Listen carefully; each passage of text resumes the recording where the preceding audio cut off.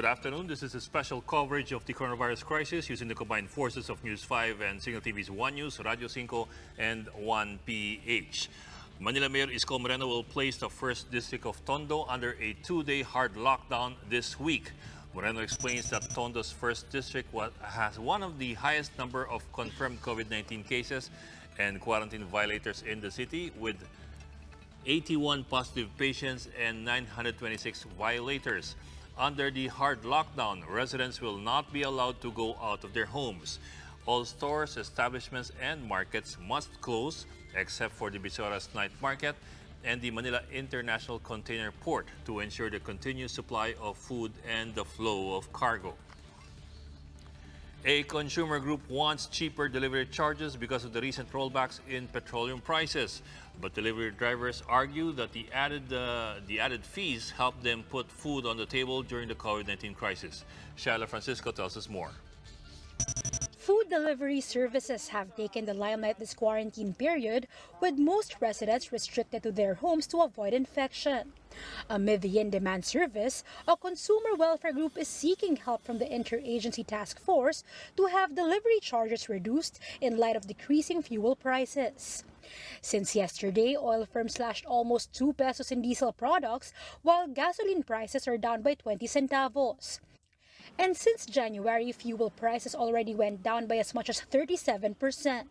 Laban Consumer says following the rollback, delivery costs should be lower by around 25 to 30% since fuel accounts for a big part in their costs. Mababa nga ang gasolina, sino naman ang nakikinabang? Di man tayo nakakabiyahe. That reduction, major rollback in diesel, pwede mong paramdam sa consumer. Gawin natin COVID-19 yung rate ng delivery. Gusto rin nilang tayong libre ang link natin. Yung link natin is, ibaba naman nila yung delivery cost at saka yung impact ng delivery cost sa produkto na ating binibili. Some delivery riders do not agree with this move, saying a portion of the added fees go to them. Sa ngayon, kahit na kakaunti yung tindahan na nakabukas, nagsusumikap kaming makalabas sa aming bahay para may mabili kami ng pagkain namin pang-araw-araw. Sa krisis po kami, tulong nyo na yun sa amin. Pangalawa, nakataya din yung trabaho namin dito. Some companies operating online marketplaces clarify there are other considerations in the computation of delivery fees. All of it are factored in. So the mileage, the hazard, depends on the area. Then it's not just about the petroleum product, the oil prices. It's also about the law of supply and demand. With our current pandemic kasi, the supply of riders or deliveries should be affected. So mas konti sila ngayon yung volume of riders.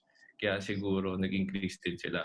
The Trade Department says they have been receiving complaints on expensive delivery fees, but they clarify that delivery fees do not come in cheap, since this is an added service and convenience to consumers. Consumers can still choose to buy at sites with cheaper fees, or they may personally go to groceries instead. It's not as if we are locked down to these deliveries, no? We always have a choice. You just have to select talaga sino yung value for money. If you were the customer, di ba? So that's the reason why may competition din sila. Will I pay for the convenience? Hindi na ako lalabas for today and I'll just pay up. Or 400, mahal. Lalabas na lang ako. The DTI is currently studying the recommendation of Laban Consumer, along with its earlier call to lower prices of goods by 1 to 2 pesos. Aside from fuel, prices of some raw materials have also gone down. The decision is set to be released next week. Shyla Francisco, VR 1 News. COVID-19 infections have reached the 3 million mark as the world enters its 5th month fighting the global pandemic. The United States remains on top with the most number of infections, with over 1 million cases, followed by European countries. Despite the threat of a collapse of its health sector, the U.S. is considering a partial reopening of the economy state by state. America also leads the number of COVID-19 fatalities. The same European countries follow after. The virus certainly is infectious, but just how deadly is it? Compared to the COVID pandemic, we can see that the mortality rate from past outbreaks have been worse. The Middle East Respiratory Syndrome, or MERS, which struck the world in 2012, had a death rate of 34.3%, or 1 in every 3 patients. The outbreak of SARS, or the Severe Acute Respiratory Syndrome, that ran from 2002 to 2004, had a death rate of 9.6%. Currently, COVID-19's mortality rate is at 6.9%. Of course, the numbers are no comfort for those affected. The World Health Organization has since said that the pandemic is far from over and that countries should start preparing for a new normal as they reopen. The good news, though, is that recoveries have reached 900,000. Despite leading in the number of infections, Spain, US, and Germany have led the pack, with recoveries by the 100,000s. Taiwan rejects the plea of the Labor Department to deport a Filipino caregiver over her remarks against President Duterte on Facebook. A news agency in Taiwan reports that their Ministry of Foreign Affairs says that everybody, including foreign workers, has the right to freedom of speech, and it should be respected by all countries. Dole Attaché Fidel Macauyag earlier accused overseas worker Elanel Egot Ordidor of attempting to destabilize the government during the COVID-19 crisis. We will pause for a short break. Our special coverage on the COVID-19 pandemic will be right back. Welcome back. You're still watching the special coverage of the coronavirus crisis. It's the combined forces of News 5 and Cignal TV's One News, Radio 5, and 1PH. The 2019 bar results are out. 2,103 of the more than 7,000 examinees have passed. The 2019 passing rate was at 27%, higher than the 22% recorded in the previous year. The Supreme Court has said that last year's passing grade had been reduced to 74% from 75%. UST's Legazpi's May Dian Azores is this season's top notcher after scoring 91% in the exam. University of the East Princess Fatima Paramihan came in second, while another USP Legazpi alumna Myra Baranda secured the top 3 slot. Congratulations to our country's new lawmakers.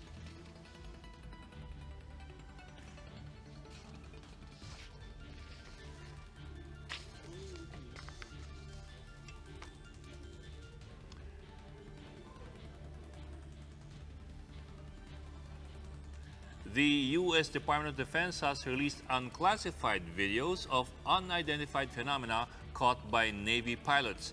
The Pentagon confirms the authenticity of 3 video clips that have been circulating the internet for years. The video clips captured by Navy aviators were taken on 2004, 2015, and 2017, showing an oval-shaped object floating, or apparently floating, in the air. However, the Defense Department is not yet confirming the existence of any extraterrestrial beings. Dogs can be many things to many people, from man's best friend to even therapists. But for authorities in Barangay 379 in Blumentritt, Manila, one dog is a frontliner. Here's Laila Pangilinan with a story.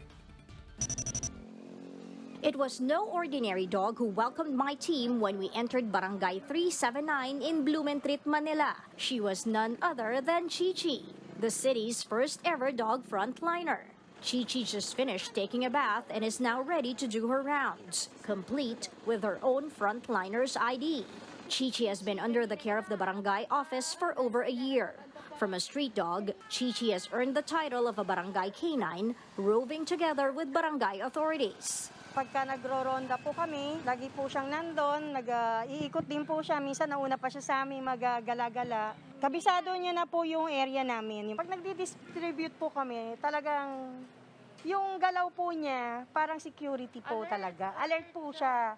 Yung paikot-ikot po siya. Pag minsan nauna pa siya sa amin, tapos iikot siya, babalik sa likod namin. Yung mga anti-rabies vaccine po sa mga bawat barangay, dinadala po namin siya. Tapos nade-deworm naman po siya from time to time. So namomonitor naman po, alagang-alaga po siya dito. With the ongoing enhanced community quarantine, Chichi is among those who stay up all night from 8 p.m. to 4 a.m. to watch out for curfew violators. A picture of Chichi recently went viral on social media. Soon after, blessings came aplenty with people sending in treats, vitamins, and other dog care needs. But according to authorities, they also have been receiving messages from people claiming that the wonder dog might be their lost pet. Ina-encourage nga naman po namin yung mga nagsasabi po na yung aso nilang si Chichi ay yung nga pong nawawala nilang aso.